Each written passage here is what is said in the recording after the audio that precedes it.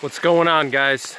It's NYPrepper here, and in this video I want to talk to you guys about one of the best wilderness survival shelters. All right, and it's not exactly what you would think. All right, so I'm going to talk to you guys about an overlooked survival shelter, and it's not really a shelter, but it is a shelter in a way. And I'm out here, I'm just scouting for the deer season right now, looking for some tracks and scouting out some new hunting areas.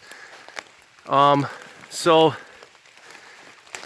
you know, there's a lot of guys, you know, they really go crazy with building like these really intricate shelters. All right, and you'll go on YouTube and you just type in a search, you know, survival shelter, and you'll get 1,000 hits. You'll see that there's like thousands of different videos on how to build a shelter, you know, and I could sit here and tell you guys how to do that. I mean, you know, you could build a debris hut.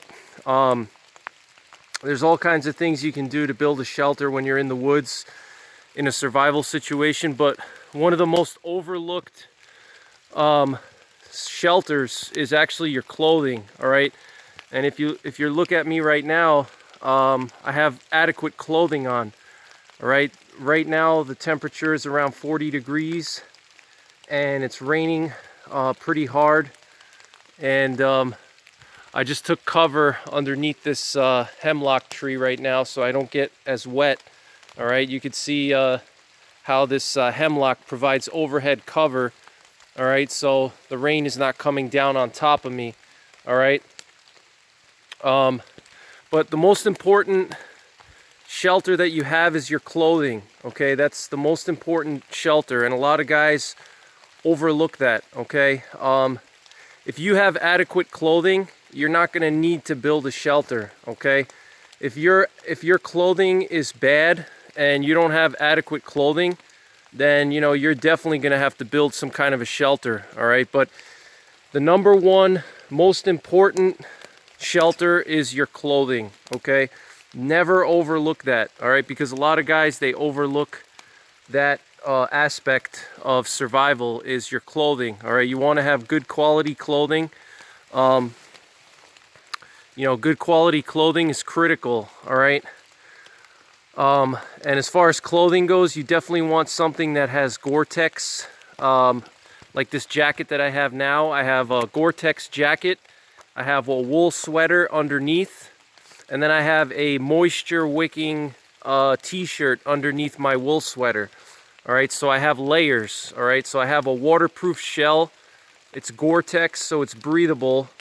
I have wool underneath that. Wool doesn't hold moisture, so if I get sweaty or if I get wet, I'm not gonna get cold. Okay, and then underneath that I have an undergarment that's moisture wicking. All right, it's like a polyester material, and what that does is that keeps my keeps me from getting cold if I start working up a sweat. Like right now I'm walking.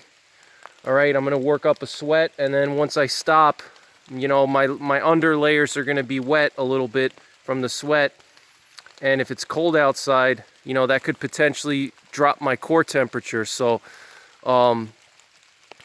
you know, so you want to wear layers.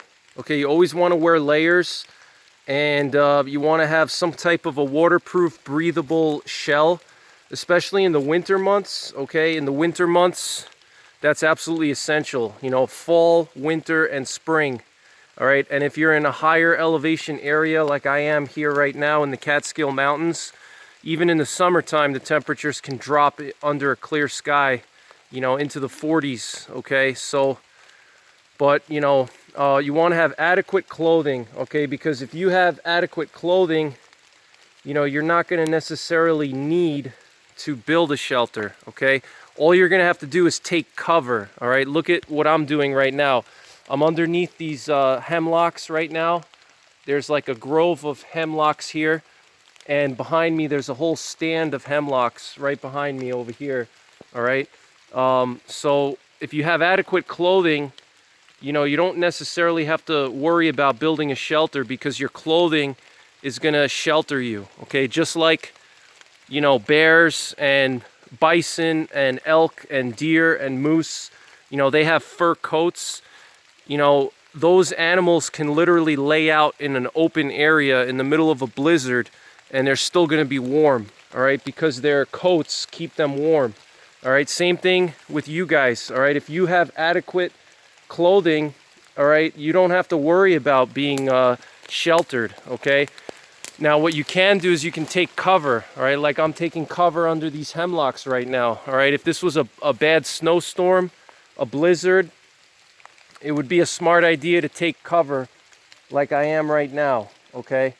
But I don't have to worry about building a debris hut or, you know, scrambling to create a shelter, you know, because I have shelter on me, okay? My clothing is my shelter, all right? And so all I have to do is find a good area to take cover, like under these hemlocks here, okay? If you see these hemlocks up here, all right, I got all these hemlocks, and, you know, these hemlocks here are gonna protect me from the wind. They're gonna protect me from the snow and the rain, all right?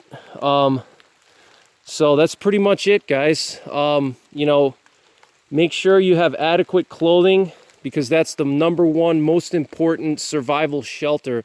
All right, your clothing is going to save your bacon. All right, in a survival situation or SHTF, your clothing is going to save your bacon. All right, if you have poor clothing, you're going to be cold and you're going to have problems. All right, and another thing too is that building a shelter requires a lot of energy and calories, okay?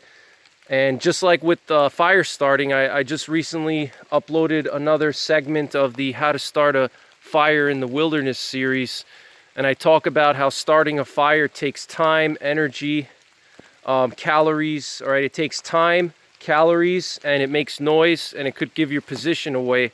And same thing with building a shelter, you know? Building a shelter is gonna take you time, all right? It's going to take you calories, all right? Because you got to gather wood, you have to gather materials, you have to find a good area, okay? All these things take time, and if you're in a survival situation, you know, that 2 to 3 hours that you spend trying to build the shelter, you know, you could spend getting closer to civilization and finding your way out, or if you're bugging out and you're in a SHTF situation, it'll slow down your movement towards your bug out location, okay?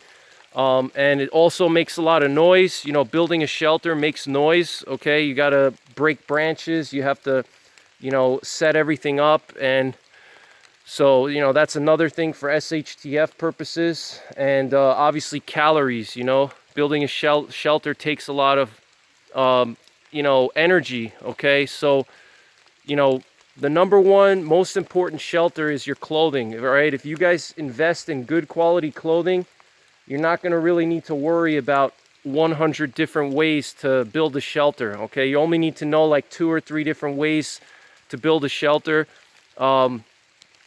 If you have adequate clothing, you just take cover like I am right now. You could use, you know, natural things to shelter you, okay? And I'll do a video on that separately, but you always want to use what nature provides, all right? Because it's going to save you energy and time, all right? Anytime you have to build something on your own, it's going to take more energy and burn calories, okay? So you always want to use what Mother Nature provides, like caves, rocky overhangs, dense conifer stands like I am in right now, okay? So that's pretty much it for this video, guys. Remember, your clothing is the most important shelter that you have, all right? So that's pretty much it. Take care, God bless, and don't forget the 3 Ps: prepare, practice, and persevere.